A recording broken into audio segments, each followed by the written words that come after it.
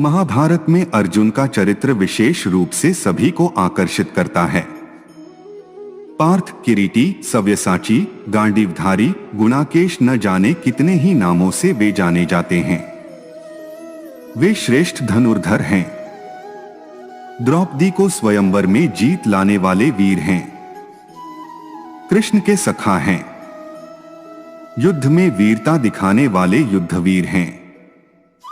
वनवास के दौरान पांडवों ने वेश बदलकर विराट राज्य में शरण ली। सभी पांडव विराट राजा के यहाँ वेश बदलकर कार्य करने लगे। द्रौपदी जहाँ दासी बनकर सेवा करने लगी, वहीं अर्जुन को 1 वर्ष तक किन्नर बनकर रहना पड़ा। दोस्तों, क्या आप जानते हैं अर्जुन को किस श्राप के कारण किन्नर बनकर रहना पड़ा? यह हम आपको बताएं उससे पहले हमारे चैनल को सब्सक्राइब करें और कमेंट में जय श्री कृष्णा जरूर लिखें। भगवान शिव से पाशुपतास्त्र और अंजनास्त्र प्राप्त करने के बाद अर्जुन को उसके पिता इंद्र अमरावती देवों की राजधानी ले गए।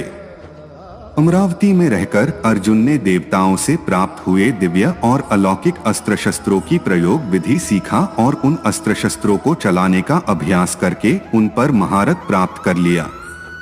फिर एक दिन इंद्र अर्जुन से बोले, वत्स, तुम चित्रसेन नामक गंधर्व से संगीत और नृत्य की कला सीख लो। चित्रसेन ने इंद्र का आदेश पाकर अर्जुन को संगीत और नृत्य की कला में निपुण कर दिया।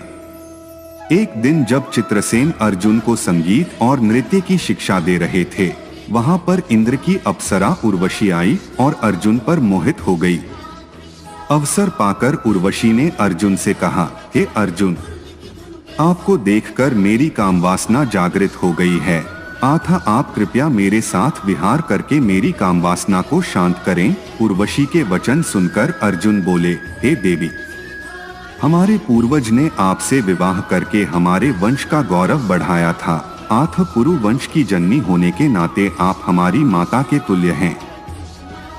देवी, मैं आपको प्रणाम करता हूँ। अर्जुन की बातों से उर्वशी के मन में बड़ा क्षोभ उत्पन्न हुआ और उसने अर्जुन से कहा, तुमने नपुंसकों जैसे वचन कहे हैं। अतः मैं तुम्हें शाप देती हूँ कि तुम 1 वर्ष तक पुंसत्वहीन रहोगे। इतना कहकर उर्वशी वहां से चली गई। जब इंद्र को इस घटना के विषय में ज्ञात हुआ तो वे अर्जुन से बोले, हे पुत्र, तुमने तो अपने इंद्रिय संयम द्वारा ऋषियों को भी पराजित कर दिया। तुम जैसे पुत्र को पाकर कुंती वास्तव में श्रेष्ठ पुत्र वाली है। उर्वशी का शाप तुम्हें वरदान रूप सिद्ध होगा। भूतल पर वनवास के 13वें वर्ष में तुम्हें अज्ञातवास करना पड़ेगा। उस समय यह सहायक होगा। उसके बाद तुम अपना पुरुषत्व फिर से प्राप्त कर लोगे। इस शाप के कारण ही अर्जुन 1 वर्ष के अज्ञातवास के दौरान बृहन्नला बने थे।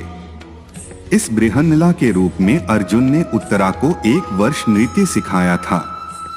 उत्तरा विराट नगर के राजा विराट की पुत्री थी। अज्ञातवास के बाद उत्तरा का विवाह अर्जुन के पुत्र अभिमन्यु से हुआ था। दोस्तों, आज के वीडियो में इतना ही। आशा करते हैं आपको यह वीडियो पसंद आया होगा।